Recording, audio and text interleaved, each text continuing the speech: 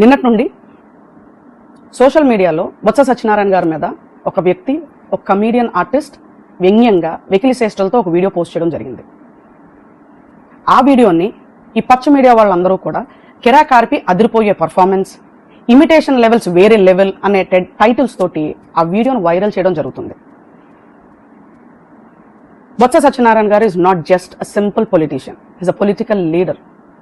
ఒక జిల్లాని శాసించగలిగే నాయకుడు.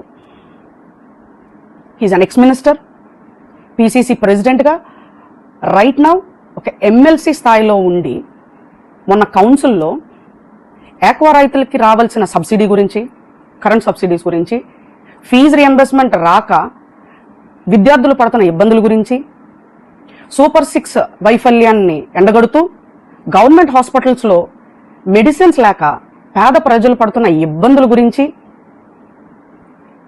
రైతు బజార్ ప్రైవేటైజేషన్ కూడా జరుగుతుంది, ఆ విధానాన్ని ఆపాలి అనుకుంటూ, అంబటి రాంబాబు గారి విషయంలో లా అండ్ ఆర్డర్ ఇష్యూ మీద మాట్లాడుతున్నప్పుడు కూటమి ప్రభుత్వం ఆయనకి సమాధానం చెప్పలేక ఈరోజు ఈ కిరా కార్పి లాంటి వ్యక్తులతోటి ఇటువంటి వీడియోని రిలీజ్ చేసి ప్రజల్ని డైవర్ట్ చేయడం జరుగుతుంది. సార్ నారా లోకేష్ గారు, మీరు ఏదైతే రెడ్ బుక్ మొదలు పెట్టారో అందులో ఎవరి పేర్లు రాస్తున్నారో మాకు తెలీదు, ఏ అంశాలు రాసుకుంటున్నారో కూడా మాకు తెలీదు. కానీ ఖచ్చితంగా మీరు మాత్రం ఈ కిరా కార్పి పేరైతే మాత్రం రాసుకోవాలి sir.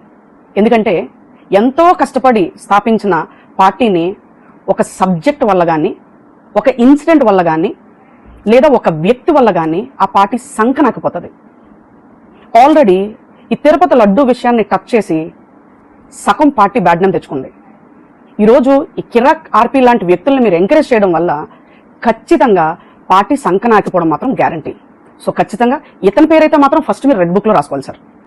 And coming to the point, deputy CM Pawan Kalyan గారు ఆల్రెడీ అసెంబ్లీలో కానీ కౌన్సిల్లో కానీ ప్రజల కోసం లేదా ప్రజలు ఫేస్ అవుతున్న ప్రాబ్లమ్స్ గురించి మాట్లాడడానికి కానీ డిస్కస్ చేయడం మానేసి పరస్పర పర్సనల్ అటాక్స్ చేసుకోవడం ఈ మధ్యన చాలా ఎక్కువైపోయింది. అది మనం చూస్తున్నాము.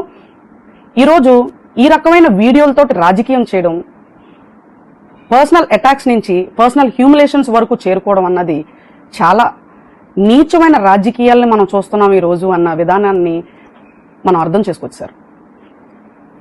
దయుంచి మీరు ఎలా అయితే హెరిటేజ్ కంపెనీ మీద నెగిటివ్ ఫీడ్బ్యాక్ వస్తున్న వీడియోస్ అన్నిటిని ఎలా అయితే డిలీట్ చేయిస్తున్నారో అదేవిధంగా ఈ కిరా కార్పి వీడియోను కూడా డిలీట్ చేయించాలని, ఆ యొక్క సభకి, ఆ సభలో ఉన్న వ్యక్తులకి ఒక రెస్పెక్ట్ అండ్ డిగ్నిటీని మీరు ఆనర్ చేయాలి అని చెప్పి రిక్వెస్ట్ చేస్తున్నాను.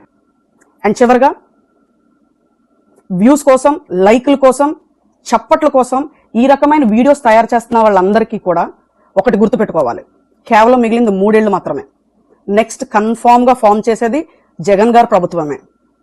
సో ఖచ్చితంగా మేము కూడా మా డిజిటల్ బుక్లో కూడా మీ అందరి పేర్లు రాసుకోవడం జరుగుతుంది.